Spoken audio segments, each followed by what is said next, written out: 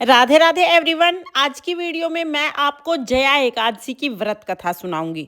तो देखिए, जया एकादशी की व्रत कथा सुनने के लिए हम अपने हाथ में थोड़े तिल लेंगे और व्रत कथा शुरू करेंगे। तो चलिए व्रत कथा सुनाती हूँ। एक समय की बात है, इंद्र की सभा में माल्यवान नामक गंधर्व गीत गा रहा था, परंतु उसका मन तो अपनी नव यौवना सुंदरी में आसक्त था। इसी कारण से उसके सुर और लय भंग हो रहे थे। ये देखकर इंद्र को बहुत ज्यादा क्रोध आया और क्रोधित होकर इंद्र ने कहा कि हे दुष्ट गंधर्व, तू जिसकी याद में मस्त है वह और तू पिशाच हो जाए। इंद्र के श्राप के प्रभाव से गंधर्व और उसकी स्त्री दोनों पिशाच योनि को प्राप्त हो गई। वो हिमालय पर बहुत कष्टपूर्ण और दुखदायी जीवन व्यतीत करने लगे। देवयोग से एक दिन माघ मास के शुक्ल पक्ष की एकादशी का दिन था। उस दिन उन दोनों को कुछ भी खाने के लिए नहीं मिला।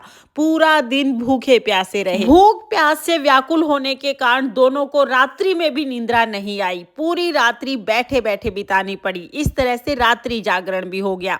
जाने अनजाने दोनों ने जया एकादशी का व्रत कर लिया और जया एकादशी के व्रत के प्रभाव से अगले ही दिन दोनों को पिशाच योनि से मुक्ति मिल गई। दोनों अति सुंदर देह को धारण करके स्वर्गलोक को चले गए।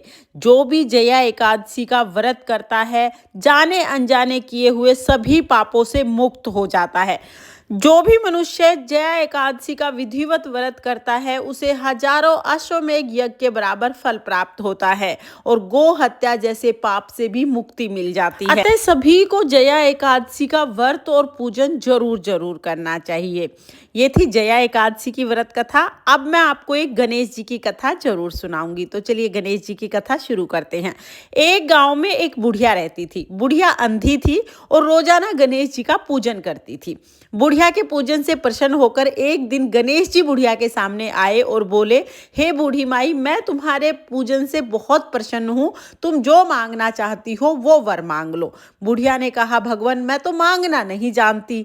तब गणेश जी बोले, कोई बात नहीं, तुम अपने बेटे बहू आस पड़ोस में सभी से पूछ के बता देना, मैं कल फिर आऊंगा, कल मांग लेना। बुढ़िया बोली, ठीक है। गणेश जी अंतर ध्यान हो गए। बुढ़िया सीधा अपने बेटे के पास गई और जाकर सारी बात बताई। फिर बोली, बताओ बेटा, मैं क्या मांगूं? उसका बेटा बोला, माँ, बहुत सारा धन मांग ले, तेरी सातों पीढ़ी बैठी खाएंगी।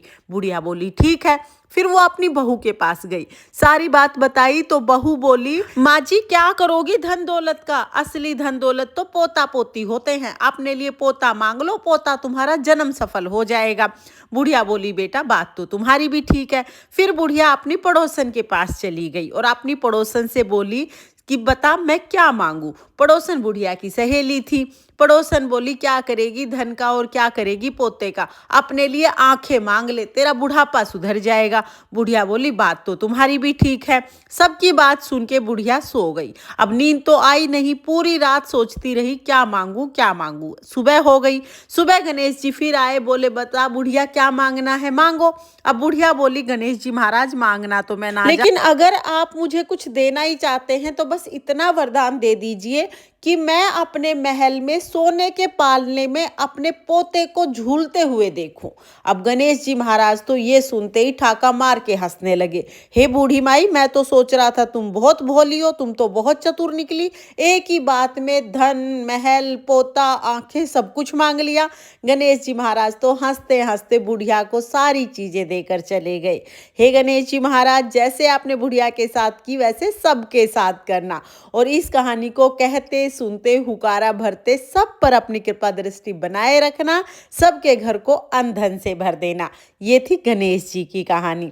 इस तरह से जया एकादशी की व्रत कथा पूर्ण होती है। आपको ये व्रत कथा कैसी लगी कमेंट करके जरूर बताना और अगर ये वीडियो पसंद आई हो तो वीडियो को लाइक कर देना, चैनल को सब्सक्राइब कर लेना। राधे राधे।